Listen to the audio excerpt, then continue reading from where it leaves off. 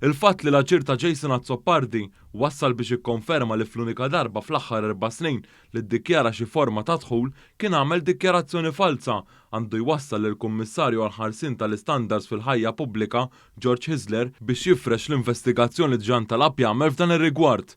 Dan ġie rapportat mill-Gazzetta Kulħadd li flimkien ma' One News komplet tiżvela żjed fatti dwar is-sagga tat-taxxa ta' Jason Azzopardi. Il-kelliem ewlieni tal-Oppożizzjoni għax-xogħol kien iddikjara li ma qala xejn mill-professjoni legali għas-sena 2019.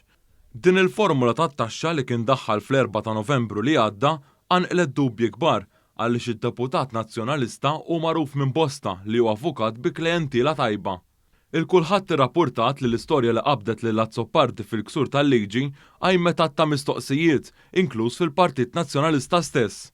Dan wassal lid-deputat u membru ewlieni tal-Establishment Nazzjonalista biex imur jiġri jipprova jirranġa s-sitwazzjoni. Fil-fatt, l-għadda li One News u l-kulħadd żvelaw li Jason Azzopardi iddikjara li l-2019 ma qala xejn mill-professjoni legali, Jason Azzopardi daħħal formula tat-taxxa ġdida għal dik is-sena partikolari. Fiha żied ammont ta' flus li qala mill-professjoni legali. B'dan l-aġir Jason Azzopardi li tant jipritka fuq il-governanza u s-saltna tad dritt ikkonferma li għamel dikjarazzjoni falsa meta ħalla barra kull dħul mill-professjoni tiegħu. Minn barra t-tibdil fid-dikjarazzjoni ta' dħul għall-2019, Azzopardi nqabad li għal 3 snin konsekuttivi, jiġifieri għall-2016, l-2017 u l-2018, laqqas biss kien daħħal xi dikjarazzjoni għal fini taħlas ta' taxxa. L-aġir ta' Jason Azzopardi reġa' wkoll enfasizza il-firda li teżisti fost il-fazzjonijiet fil-Partit Nazzjonalista.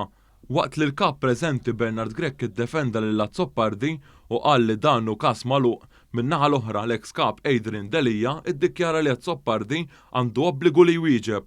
Il-kulħadd qalet li Bernard Gregg ma jistax jieħu passi għax anke hu għamel l-istess żnub ta' Azzopardi u għal snin twal ma ħallas dak dovut minnu qabel ta' għal ħajja pubblika.